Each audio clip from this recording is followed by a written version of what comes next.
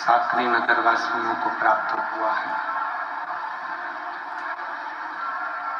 कथा के मुख्य यजमान श्री शशिकांत अरविंद जी श्रीवास्तव, श्री योगेश सोमनाथ जी नेरकर, श्री ज्ञानेश्वर गोविंदराव एरवड़े,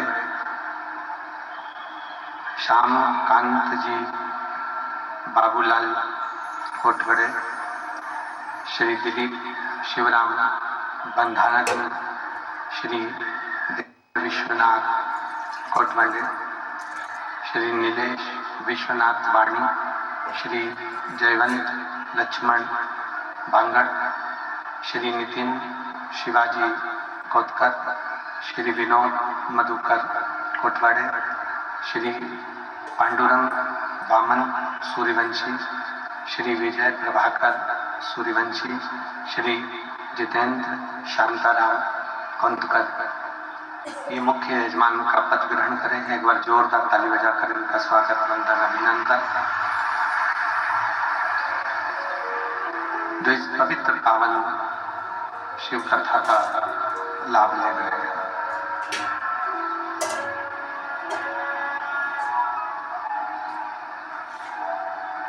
शिव महापुराण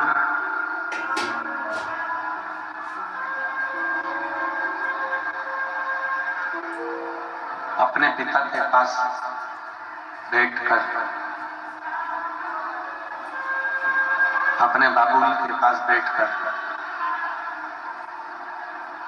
अपने दिल की बात परमात्मा से कहने का एक स्थान।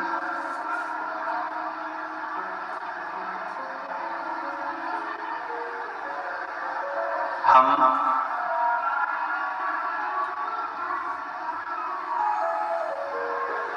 जब शिव महापुराण की कथा की ओर अग्रसर होते हैं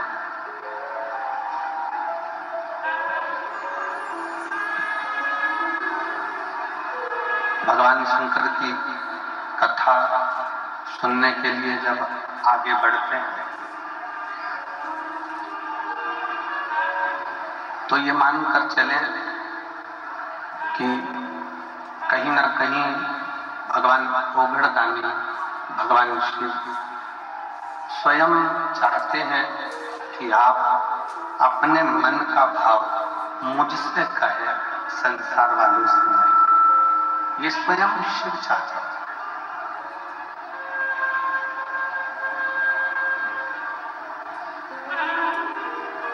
संसार के लोग यदि सुन भी लेंगे, मान लो संसार के लोगों ने अगर श्रवण भी कर लिया, संसार के लोगों ने सुन भी लिया,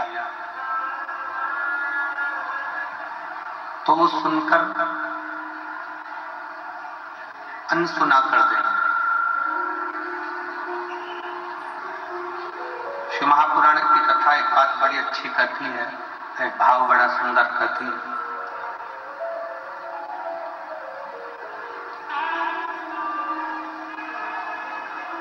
कि अपने विचारों को, अपने मन के भावों को कहा उसी से जाए जो सुनकर आपके मन की दशा को समझकर कुछ अच्छा कर सकता है।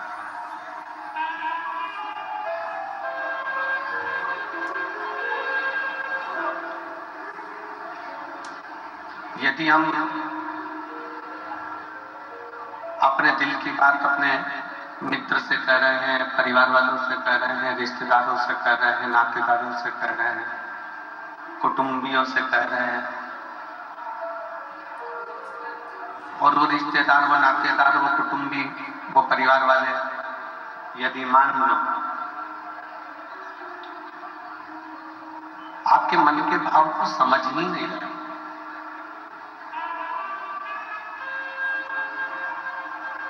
आपके मन के विचारों को समझ ही नहीं रहे, तो फिर उनसे कहने का मतलब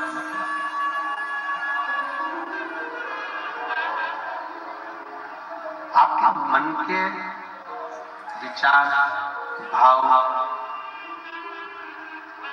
आपके मन के विचार, आपके मन के भाव अगर किसी से कहे जाए और वो समझे कि हाँ जो कहा गया है वो दुखी है कि सुखी है, उस विचार पर वो थोड़ा सा विमर्श करे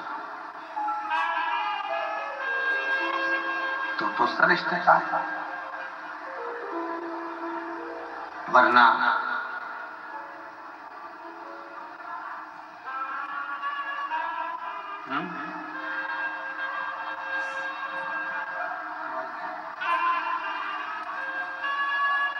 अपने विचारों की,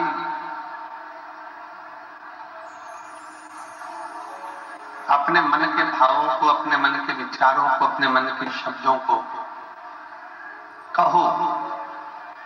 शिव महापुराण की कथा कहती है, पर कहना किससे है? जो तुम्हारे मन के भाव को सुनकर, तुम्हारे मन के विचारों को सुनकर आपके दुख सुख में सम्मिलित हो सके।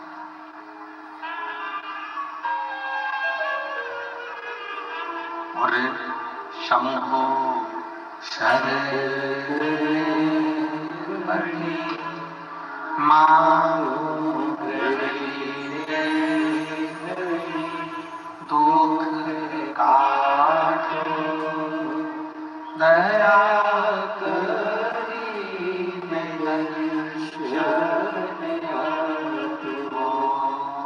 शंभु शरणे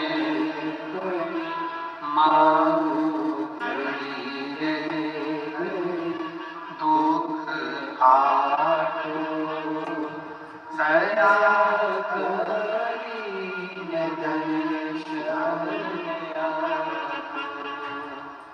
शिव महापुराण में एक बात बड़ी सुंदर आती है।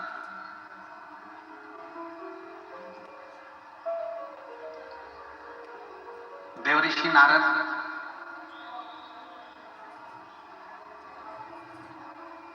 जिनके भीतर थोड़ा सा अहंकार प्रगट हो गया है,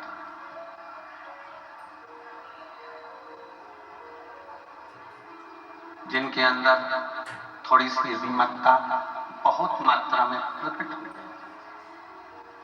बहुत मात्रा।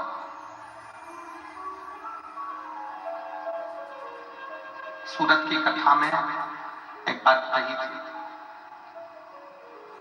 कि चामड़े का जूता और चामड़े के शरीर में रखा हुआ अहंकार लेकर कभी भगवान के पास मत जाओ।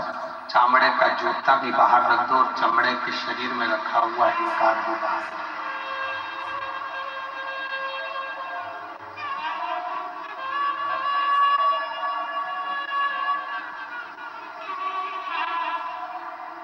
पर शिव महापुराण की कथा कहती है कि देवऋषि नारद को खुद अभिमान आ गया था।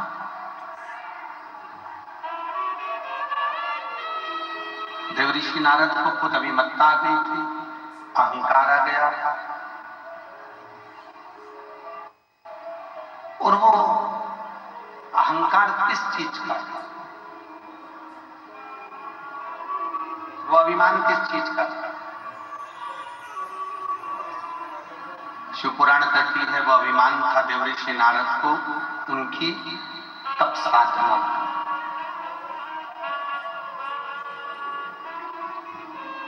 उनकी तपस्या। देवऋषि नारद को अभिमान था कि मैंने कामदेव पर विजय प्राप्त कर ली है, कामदेव को जीत लिया है, कामदेव को जीत कर मैं आगे बढ़ गया हूं। तो ये जो अहंकार, जो ये अभिमत्ता थोड़ी सी देवऋषि नारद के अंतर्गत आ गई थी, तो देवऋषि नारद को देवताओं से दूर होना पड़ा।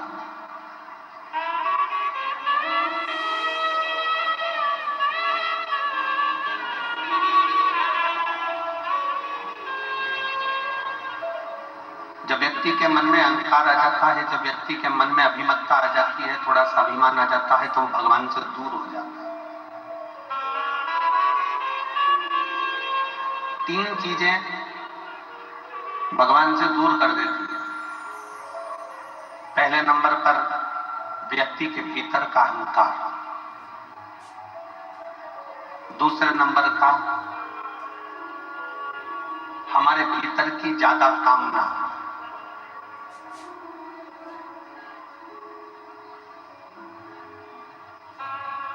और तीसरे नंबर पर लोभ। एक अहंकार, कामना और लोभ, ये तीन ऐसी है कि जो हमें परमात्मा से दूर कर दे। जैसे जैसे भीतर अहंकार आता चले जाता है, अभिमान बढ़ता चले जाता है, अभिमत्ता आती चली जाती है, वैसे वैसे परमात्मा दूर होते चले जाता है। भीतर काम जाग जाता है, कामनाएं बढ़ती चली जाती है। भगवान मुझे ये दे देना, भगवान मुझे वो दे देना, भगवान मुझे ये प्रदान कर देना।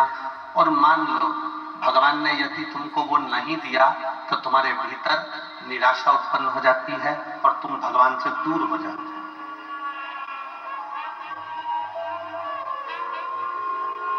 एक भीतर की ज्यादा कामना भी परमात्मा से दूर कर देती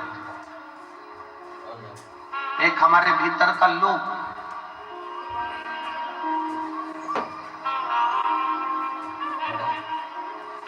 ऐसा नहीं है कि भगवान ने किसी को कुछ नहीं दिया। शिव महापुराण की कथा कहती है, भगवान शंकर का चरित्र कथा है, शिव महापुराण की कथा कहती है कि पृथ्वी पर जब मनुष्य जन्म लेता है, पृथ्वी पर जब मानव जन्म ले रहा होता है, तब मेरे विश्वनाथ उसके ललाट पर ये लिखकर भेज देते हैं कि तू जितनी मेहनत करेगा उतना तुझे फल प्राप्त होता चलेगा। तू जितनी मेहनत करे,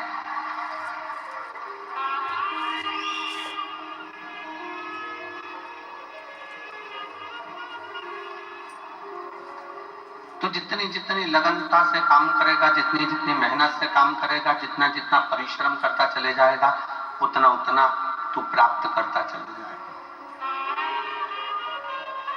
पर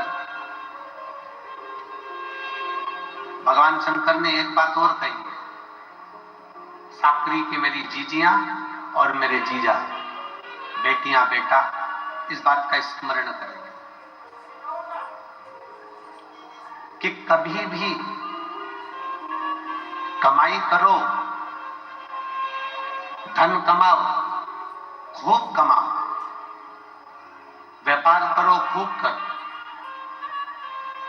पर शिव महापुराण की कथा कहती है कमाई करना तन से करना। काय से करना? जम के बोलो जरा, तन से। कमाई करना तन से करना। इस कमाई को मन तक लेकर मत जाओ। क्यों? कमाई करने बैठे कोई व्यापारी रुपये लेकर भाग गया, कोई धन डूब गया, कोई पैसा चले गया, और तुम मन से अगर कमाई कर रहे थे, पैसा डूबा कि तुम्हें अटैक आया, टेंशन आया, डिप्रेशन में पड़ गए। मन से अगर तुम कमाई कर रहे थे तो तुम कहीं ना कहीं बीमार पड़ गए। इसलिए शिव महापुराण की कथा कहती है कमाई करो तन से और भजन करो मन से। कमाई तन से करिए। अगर कमाई करना है तो तन से करो, खूब अच्छे से। इस शरीर के द्वारा जितना कमा सकते हो, इस शरीर के द्वारा जितना ला सकते हो लेकर आओ, जितना कमा सकते हो उतना कमाओ, जितना कर्म करना हो उतना करो। कमाई तन से करो और खूब करो, और इस कमाई को मन तक लेकर मत जाओ।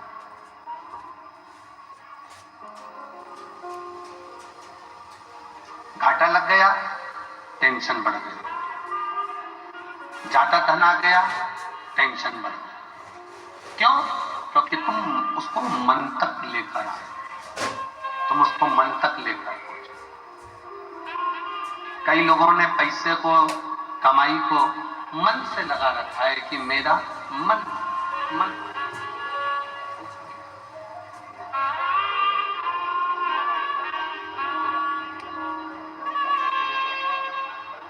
शिव महापुराण की कथा कहती है तुम्हारी कमाई, तुम्हारा धन मन तक नहीं जाना चाहिए। तुम्हारी कमाई, तुम्हारा धन तन तक रहे पर मन तक ना पहुंचे। मन तक पहुंच गया, कोई घाटा लग गया तो तकलीफ, मुनाफा हो गया तो तकलीफ। कहीं ना कहीं व्यक्ति धीरे धीरे धीरे धीरे डिप्रेशन की ओर बढ़ता चले जाता है, टेंशन की ओर बढ़ता चले जाता है। इसलिए शिव महापुराण की कथा कहती है कि तुम्हारी कमाई तन तक रहे, मन तक मत जाना।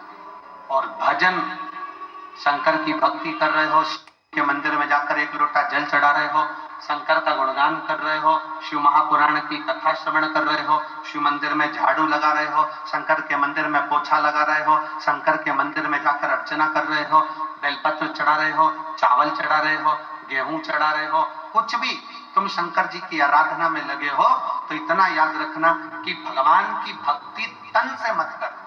भगवान की भक्ति जितना करना मन से करना। अगर भगवान की भक्ति तन से होती तो जो आंखों से अंधे हैं वो कभी ना कर पाते, जो हाथ से टूटे हुए हैं, शरीर का कोई हाथ टूटा है, कहीं पांव टूटा है, तो भगवान की भक्ति नहीं कर पाते। किसी की श्रवण शक्ति बेकार होती तो भगवान की भक्ति नहीं कर पाते, किसी की जिह्वा नहीं चल पाती वो भगवान की भक्ति नहीं कर पाते। शिव पुराण कह रही है भगवान की भक्ति करने के लिए तन के साथ, गोरे हो काले हो, अच्छे हो विकलांग नहीं हो, कोई विकलांग है कोई अच्छा नहीं है, कोई मालूम पड़े रोगीला है, कोई दुखी है, कोई तकलीफ में है, कोई धनपति है, कोई करोड़पति है, कोई रोड़पति है। तो शिव पुराण की कथा कर रही है कि भगवान ने अपनी भक्ति को तन से नहीं जोड़ा।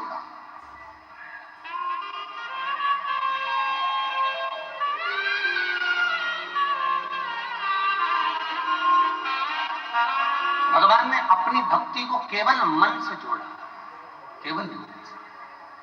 इसलिए शिव महापुराण की कथा कहती है कि मत बुरे कर्म कर बंदे वरना पछताएगा, भगवान की आंखों से तू बच नहीं पाएगा, तू बच नहीं पाएगा। अरे ओ अज्ञानी मत करना, अरे ओ अज्ञानी मत करना, तेरे कर्म का फल भी तू ही पाएगा, जैसा किया तूने तेरे आगे आएगा।